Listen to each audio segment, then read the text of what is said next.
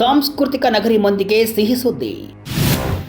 2113 ಎಕರೆಯಲ್ಲಿ mega township, 20,000 ನಿವೇಶನ ನಿರ್ಮಾಣಕ್ಕೆ ಸಿದ್ಧತೆ.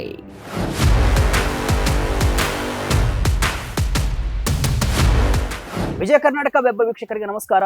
ನಾನು ಶಿವಮೂರ್ತಿ ಸರ್ಬಾ. ರಾಜಧಾನಿ ಬೆಂಗಳೂರು ಬಳಿಕ ಸಾಂಸ್ಕೃತಿಕ ನಗರಿ ಮೈಸೂರು ವೇಗವಾಗಿ ಬೆಳೆಯುತ್ತಿರುವ ಮಹಾನಗರ.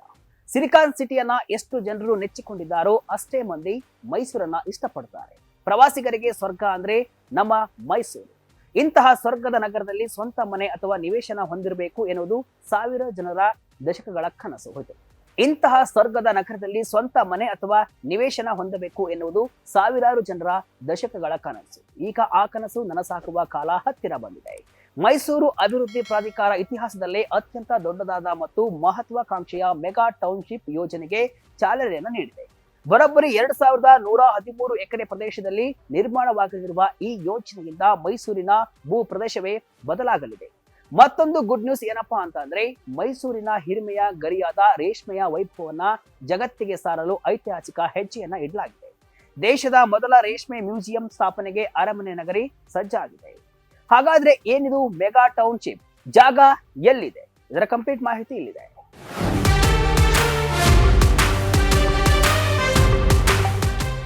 ಹೌದು, ಕಳೆದ 25-30 ವರ್ಷಗಳಿಂದ ಸ್ವಂತ ಸೈಟಿಗಾಗಿ ಕಾಯುತ್ತಿರುವ ನಿವೇಶನ ಆಕಾಂಕ್ಷಿಗಳಿಗೆ ಇದೊಂದು ನಿಜಕ್ಕೂ ಸಿಹಿ ಸುದ್ದಿ. ಮೈಸೂರು ಅಭಿವೃದ್ಧಿ ಪ್ರಾಧಿಕಾರ ಬೊಮ್ಮನಹಳ್ಳಿ ಸಮೀಪದ ಇಲವಾಲ ಹೋಬಳಿಯಲ್ಲಿ ಬರೋಬ್ಬರಿ 2113 ಎಕರೆ ವಿಸ್ತೀರ್ಣದಲ್ಲಿ ಬೃಹತ್ ವಸತಿ ಯೋಜನೆ ಅನುಷ್ಠಾನಕ್ಕೆ ಅಧಿಕೃತವಾಗಿ ಮುಂದಾಗಿದೆ. ಡಿಸೆಂಬರ್ 30ರಂದು ಈ ಸಂಬಂಧ ಆದೇಶವನ್ನ ಹೊರಬಿದ್ದಿದ್ದು, ಎಂಡಿಎ ಅಧಿಕಾರಿಗಳು ರೈತರೊಂದಿಗೆ ಮಾತುಕತೆಗೆ ಸಿದ್ಧತೆಯನ್ನ ನಡೆಸಿದ್ದಾರೆ. 50-50 ಮಾದರಿಯಲ್ಲಿ ಈ ಯೋಜನೆಯನ್ನ ನಿರ್ಮಿಸಲಾಗ್ತಾ ಇದೆ. ಏನಿದು 50-50 ಮಾದರಿಯ ಯೋಜನೆ? ಈ ಯೋಜನೆಯ ಅತ್ಯಂತ ದೊಡ್ಡ ವಿಶೇಷತೆಯೇ ಅದರ 50-50 ಸಹಭಾಗಿತ್ವದ ಮಾದರಿ. ಅಂದ್ರೆ ಭೂಮಿ ನೀಡುವ ರೈತರು ಯಾವುದೇ ಹಣಕಾಸಿನ ಹೂಡಿಕೆ ಮಾಡಬೇಕಿಲ್ಲ. ಬದಲಾಗಿ ಎಂಡಿಎ ಆ ಭೂಮಿಯನ್ನ ಪಡೆದು ಎಲ್ಲಾ ರೀತಿಯ ಮೂಲ ಸೌಕರ್ಯಗಳೊಂದಿಗೆ ಅಭಿವೃದ್ಧಿಯನ್ನ ಪಡಿಸಿ ಅದರಲ್ಲಿ 50% ನಿವೇಶನಗಳನ್ನ ಮೂಲ ಭೂ ಮಾಲೀಕರಿಗೆ ಹಿಂದಿರುಗಿಸುತ್ತೆ. ಇದು ರೈತರಿಗೂ ಲಾಭದಾಯಕ, ಪ್ರಾಧಿಕಾರಕ್ಕೂ ಸುಲಭವಾಗುವಂತಹ ಮಾದರಿಯಾಗಿದೆ. ನಾಗವಾಲ, ಬೊಮ್ಮನಹಳ್ಳಿ, ಕಮರವಳ್ಳಿ ಮತ್ತು ದೊಡ್ಡಮರ ಗೌಡನಹಳ್ಳಿ ಗ್ರಾಮಗಳ ರೈತರು ಈ ಯೋಜನೆಗೆ ಒಪ್ಪಿಗೆಯನ್ನ ನೀಡುವಂತೆ ಎಂಡಿಎ ಮನವಿಯನ್ನ ಮಾಡಿಕೊಂಡಿದೆ. ಅಂದಾಜು 50,000-20,000 ನಿವೇಶನಗಳನ್ನ ಈ ಯೋಜನೆಯಡಿ ಅಭಿವೃದ್ಧಿಪಡಿಸುವ ಗುರಿಯನ್ನ ಹೊಂದಲಾಗಿದೆ. ಹಾಗಾದ್ರೆ ಇಲ್ಲಿ ಏನೇನು ಸೌಲಭ್ಯ ಸಿಗಲಿದೆ ಅನ್ನೋದನ್ನ ನೋಡುವುದಾದ್ರೆ, ಅತ್ಯಂತ ಅಗಲವಾದ ರಸ್ತೆಗಳು ಮತ್ತು ವ್ಯವಸ್ಥಿತ ಪಾದಚಾರಿ ಮಾರ್ಗ ಇರಲಿದೆ. ನವೀನ ಮಾದರಿಯ ಭೂಗತ ಒಳಚರಂಡಿ ವ್ಯವಸ್ಥೆ ಇರಲಿದೆ. ನಿರಂತರ ನೀರು ಸರಬರಾಜು ಮತ್ತು ಆಧುನಿಕ ಬೀದಿ ದೀಪಗಳು ಇರಲಿದೆ. ಸಮುದಾಯ ಭವನಗಳು, ಶಾಪಿಂಗ್ ಮಾಲ್ಗಳು ಮತ್ತು ಬಸ್ ನಿಲ್ದಾಣಗಳು, ದೊಡ್ಡ ಉದ್ಯಾನವನಗಳು ಮತ್ತು ನಾಗರಿಕ ಸೌಕರ್ಯಗಳಿಗಾಗಿ ಮೀಸಲಿಟ್ಟ ಜಾಗ. ಕಳೆದ 25-30 ವರ್ಷಗಳಿಂದ ಮೈಸೂರಿನಲ್ಲಿ ನಿವೇಶನಕ್ಕಾಗಿ ಅರ್ಜಿಯನ್ನ ಸಲ್ಲಿಸಿ ಚಾತಕ ಪಕ್ಷಿಯಂತೆ ಕಾಯುತ್ತಿರುವ ಸಾವಿರಾರು ನಿವೇಶನ ಆಕಾಂಕ್ಷಿಗಳಿಗೆ ಈ ಯೋಜನೆ ಸಂಜೀವಿನಿಯಾಗಲಿದೆ. ಭೂಮಿ ಸ್ವಾಧೀನ ಪ್ರಕ್ರಿಯೆ ಯಶಸ್ವಿಯಾಗಿ ಮುಗಿದು 2,000 ಎಕರೆ ಭೂಮಿ ಲಭ್ಯವಾದರೆ ಮೈಸೂರಿನ ವಸತಿ ಸಮಸ್ಯೆ ಬಹುತೇಕ ನೀಗಲಿದೆ. ಇದು ಮೈಸೂರಿನ ಪಶ್ಚಿಮ ಭಾಗದ ಆರ್ಥಿಕ ಚಟುವಟಿಕೆಗಳಿಗೂ ಕೂಡ ಹೊಸ ವೇಗವನ್ನ ನೀಡಿದೆ. ಮೈಸೂರಲ್ಲಿ ದೇಶದ ಮೊದಲ ರೇಷ್ಮೆ ಮ್ಯೂಸಿಯಂ. ಇದು ಭವಿಷ್ಯದ ಮೈಸೂರಿನ ಕಥೆಯಾದರೆ ಈಗ ಮೈಸೂರಿನ ಗತ ವೈಭವವನ್ನ ಸಾರುವ ಮತ್ತೊಂದು ಸಿಹಿ ಸುದ್ದಿಯತ್ತ ಹೋಗೋಣ. ಜಗತ್ತಿನಾದ್ಯಂತ ಹೆಂಗಳೆಯರ ಮನೆಗೆದ್ದ ರಾಜ್ಯ ಮನೆತನಗಳ ಹೆಮ್ಮೆಯಾಗಿದ್ದ ಮೈಸೂರು ರೇಷ್ಮೆ ಸೀರೆಗೆ ಈಗ ಶಾಶ್ವತ ಸೂರು ಸಿಗಲಿದೆ. ಹೌದು, ವಿಶ್ವವಿಖ್ಯಾತ ಮೈಸೂರು ರೇಷ್ಮೆಯ ತವರೂರಾದ ಈ ನಗರದಲ್ಲಿ ದೇಶದ ಮೊಟ್ಟ ಮೊದಲ ಪೂರ್ಣ ಪ್ರಮಾಣದ ರೇಷ್ಮೆ ವಸ್ತು ಸಂಗ್ರಹಾಲಯ ತಲೆ ಎತ್ತಲಿದೆ. ಮೈಸೂರಿನಲ್ಲಿರುವ ರೇಷ್ಮೆ ಸಂಶೋಧನೆ ಮತ್ತು ತರಬೇತಿ ಸಂಸ್ಥೆಗೆ 75 ವರ್ಷ ತುಂಬಿದ ಸವಿ ನೆನಪಿಗಾಗಿ ಕೇಂದ್ರ ಸರ್ಕಾರ ಈ ಮಹತ್ವದ ಯೋಜನೆಗೆ ಅನುಮತಿಯನ್ನ ನೀಡಿದೆ. ಈ ಸಂಸ್ಥೆಯ ಆವರಣದಲ್ಲಿಯೇ ಸುಮಾರು 2-5 ಎಕರೆ ಜಾಗದಲ್ಲಿ ಈ ಮ್ಯೂಸಿಯಂ ನಿರ್ಮಾಣವಾಗಲಿದ್ದು, ಮುಂದಿನ 2 ವರ್ಷಗಳಲ್ಲಿ ಇದನ್ನ ಪೂರ್ಣಗೊಳಿಸುವ ಗುರಿಯನ್ನ ಹಾಕಿಕೊಳ್ಳಲಾಗಿದೆ. ಮ್ಯೂಸಿಯಂನಲ್ಲಿ ಏನೆಲ್ಲ ಇರಲಿದೆ? ಹಾಗಾದ್ರೆ ಈ ಮ್ಯೂಸಿಯಂನಲ್ಲಿ ಏನೆಲ್ಲ ಇರಲಿದೆ? ಟಿಪ್ಪು ಸುಲ್ತಾನ್ ಕಾಲದಿಂದ ಹಿಡಿದು ಇಂದಿನವರೆಗೂ ರೇಷ್ಮೆ ಉದ್ಯಮ ಭಾರತದಲ್ಲಿ ಸಾಗಿ ಬಂದ ಹಾದಿ. ರೇಷ್ಮೆ ಗೂಡಿನಿಂದ ಸುಂದರ ಸೀರೆ ತಯಾರಾಗುವವರೆಗಿನ ಪ್ರತಿಯೊಂದು ಹಂತ, ಅದಕ್ಕೆ ಬಳಸುವ ಸಾಂಪ್ರದಾಯಿಕ ಉಪಕರಣಗಳು, ಹೀಗೆ ರೇಷ್ಮೆಯ ಸಮಗ್ರ ಕಥನವನ್ನ ಇಲ್ಲಿ ಕಣ್ತುಂಬಿಕೊಳ್ಳಬಹುದು. ಈಗಾಗಲೇ ಅಧಿಕಾರಿಗಳು ಚೀನಾ ಮತ್ತು ಇಟಲಿಯಂತಹ ದೇಶಗಳ ರೇಷ್ಮೆ ಮ್ಯೂಸಿಯಂಗಳಿಗೆ ಭೇಟಿಯನ್ನ ನೀಡಿ ಅಧ್ಯಯನವನ್ನ ನಡೆಸಿದ್ದಾರೆ. ಈ ವಸ್ತು ಸಂಗ್ರಹಾಲಯವು ಮೈಸೂರಿನ ಪ್ರವಾಸೋದ್ಯಮಕ್ಕೆ ಮತ್ತೊಂದು ದೊಡ್ಡ ಆಕರ್ಷಣೆಯಾಗುವುದರಲ್ಲಿ ಯಾವುದೇ ಸಂಶಯವಿಲ್ಲ. ನವ ಮೈಸೂರು ನಿರ್ಮಾಣ ಯೋಜನೆಯಲ್ಲಿ ಅಭಿವೃದ್ಧಿ.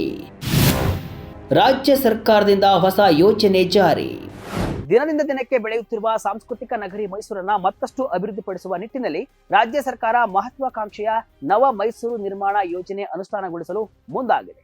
ಮೈಸೂರು ನಗರದ ಸುತ್ತಮುತ್ತಲ ಪ್ರದೇಶಗಳನ್ನ ನಗರ ವ್ಯಾಪ್ತಿಗೆ ತಂದು ಸರ್ವಾಂಗೀಣ ಅಭಿವೃದ್ಧಿಗೆ ಪೂರ್ವ ಸಿದ್ಧತೆಯನ್ನ ನಡೆಸಿದೆ. ಸಮಗ್ರ ಯೋಜನೆಯನ್ನ ಸಾರ್ವಜನಿಕ ಖಾಸಗಿ ಸಹಭಾಗಿತ್ವದಲ್ಲಿ ಮಾದರಿಯಲ್ಲಿ ಅನುಷ್ಠಾನಗೊಳಿಸುವ ಬಗ್ಗೆ ಚಿಂತನೆಯನ್ನ ನಡೆಸಲಾಗಿದೆ.